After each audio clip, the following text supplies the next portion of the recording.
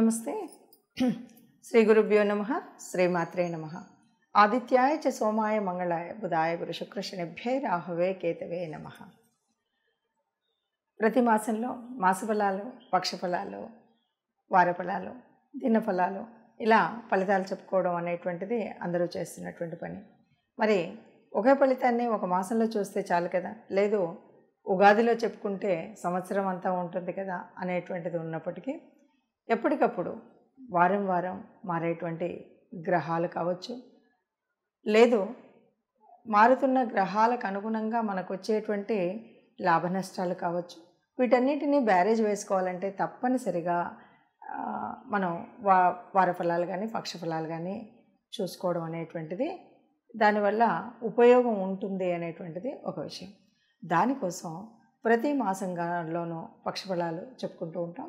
అందులో భాగంగా ఏప్రిల్ మాసంలో రెండవ పక్షానికి అంటే ఏప్రిల్ 16 నుండి 30 వరకు గ్రహస్థితి ఎలా ఉంది, ఈ గ్రహస్థితి వల్ల మరి ఒక్కొక్క రాశి వారికి ఎలా ఉంటుంది అని చెప్పుకునే ముందు అసలు గ్రహస్థితి ఎలా ఉంది అని చెప్తే మనకి మీనంలో బుధుడు, శుక్రుడు, రాహు ఉన్నాడు, కన్యలో కేతు ఉన్నాడు, మేషంలో గురువుతో పాటు మరి రవి వచ్చి చేరాడు, ఇక కుంభంలో కుజశనులు.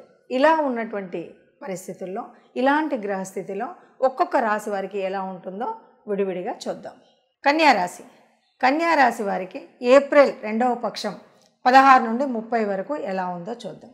ఈ పక్షం రోజులు మనకు పరిస్థితి ఎలా ఉంటుంది అంటే, మనకి రాశిలోనే కేతు ఉన్నాడు, రాశికి అష్టమంలో రాహు ఉన్నాడు, రాహువే కాదు అక్కడ చాలా గ్రహాలు ఉన్నాయి.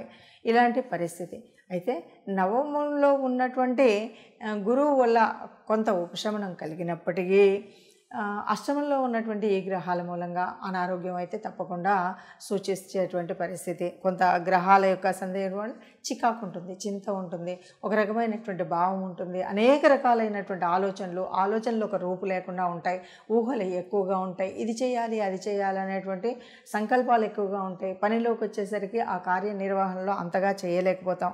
ఇలాంటి పరిస్థితులు అయితే ఉంటాయి. అలాగే మనం ఎక్కడికైనా ఎప్పుడైనా వెళ్ళాలి అనేటువంటి ఏదైనా ఏ ప్రయాణం అన్నా అవ్వచ్చు 15 రోజుల్లో. ఈ ప్రయాణాలలో కూడా అనుకోని సమస్యలు ఎదురవుతాయి. అంటే మనం ఏదో టికెట్ చేయించుకుంటాం, ట్రైన్ క్యాన్సిల్ అవ్వచ్చు, లేకపోతే ఆర్ఏసీ రావచ్చు, లేకపోతే సీటు దొరక్కపోవచ్చు, ఇలాంటివి. అట్లాగే జీవిత భాగస్వామికి కొంత బాధ అనేటువంటిది ఉంటుంది.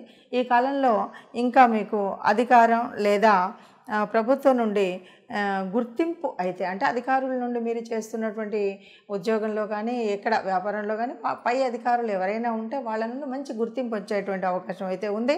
అలాగే ప్రభుత్వం నుండి కూడా ఏదైనా దీనికి సంబంధించినటువంటి విషయాల్లో కొంత ప్రతిఫలం ప్రభుత్వం నుండి అప్పుడప్పుడు కొన్ని మనకు రాయితీలు అవి ఉంటాయి, అలాంటి రాయితీలు వచ్చేటువంటి ఉంటాయి. ఓవరాల్గా మనం చెప్పాలి అంటే మనకి మిశ్రమ ఫలితం ఉంది అని చెప్పొచ్చు. ఎందుకంటే అష్టమంలో ఉన్నటువంటి అనేక గ్రహంలోనే రాశిలోనే ఉన్నటువంటి కేతు అయితే కొంత ఆధ్యాత్మికంగా కూడా బాగా ఉండేటువంటి పరిస్థితి అయితే కేవలం ఈ 10 రోజుల 15 రోజుల అన్నటువంటిది కాకుండా సంవత్సర కాలం అంతా కూడా కొంత ఆధ్యాత్మిక చింతన ఉండేటువంటి పరిస్థితి అయితే ఉంటుంది. చూశారు కదా, మరి ఇలా ఉన్నటువంటి గ్రహస్థితిలో ఎలా ఉంటుంది అంటే, మొన్ననే ఉగాది చెప్పుకున్నప్పుడు మరి ఈ రాశులకు ఇలా ఉంది అని చెప్పినప్పుడు మరి ఇంతలో ఈ మార్పు ఏంటి అంటే ఒక్కొక్క రోజుకి కూడా మారుతుంది. అంటే కనీసం 2.5 రోజులకు ఒక్కసారి మారే చంద్రుడి యొక్క మార్పు వల్ల కూడా మానసిక స్థితి కానీ ఇవన్నీ మారుతూ ఉంటాయి.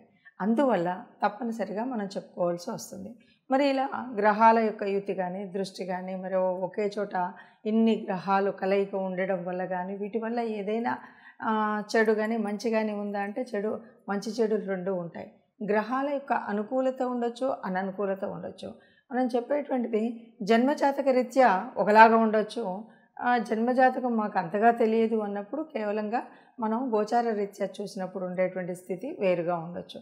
ఏది ఏమైనా మొత్తంగా మనకు జరగబోయేటువంటి లాభం ఏంటి నష్టం ఏంటి అన్నది తెలుసుకోవడం కోసం చేసేటువంటి పని ఇది.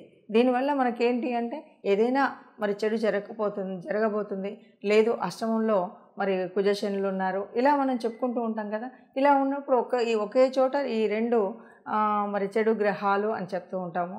ఆ గ్రహాల మూలంగా వచ్చేటువంటి చెడు పరిణామం రాకుండా ఉండాలి అంటే మనం ఎలాంటి జాగ్రత్తలు తీసుకోవాలి? కేవలం జాగ్రత్తలతో సరిపోదు. ఎందుకంటే ఇది పూర్వపుణ్య ఫలం వల్ల కానీ గోచారరీత్యా జరిగేటువంటి గ్రహాల మూలంగా ఎందుకు జరుగుతుంది అంటే కొన్ని నష్టాలు కష్టాలు మనం అనుభవించక తప్పదు. అలాగే సుఖ సంతోషాలు, వీటన్నింటి ఫలితం అనుభవించాలి అంటే అందరం సిద్ధంగా ఉండం. కొన్నిసార్లు కష్టాలన్నీ కూడా బాగా బాధనొత్తి కలిగించే విధంగా ఉంటాయి. మరి ఇలాంటప్పుడు దేవతా అనుగ్రహం కావాలి, గ్రహాల అనుకూలత కావాలి.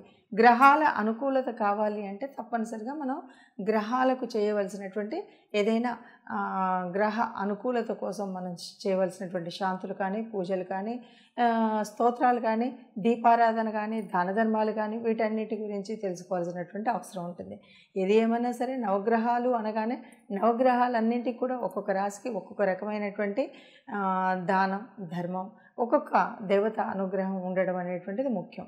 ఈ విషయాలు మనం కనుక తెలుసుకొని అంటే మనకు ఏ రాశి ఫలితాలు చెప్పుకుంటున్నప్పుడు ఆ రాశికి అననుకూలంగా ఉన్నటువంటి గ్రహస్థితిని మనం తెలుసుకోవాలి. ఈ గ్రహస్థితిని తెలుసుకోవడం కోసమే చేసేటువంటి ప్రయత్నం ఈ ప్రయత్నం.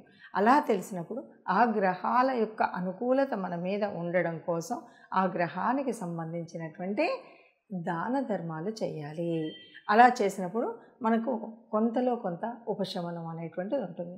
అలాగే తప్పనిసరిగా ఎవరికి ఏ దేవుడు ఎలా ఉన్నా సరే ఇష్టదేవత అనేటువంటి వాళ్ళు ఉంటారు. కాబట్టి ఇష్టదేవత అనుగ్రహం కూడా ఉంటే తప్పనిసరిగా మనకున్నటువంటి కష్టాలు అంత కష్టంగా అనిపించకుండా అవి కడతేరిపోతాయి.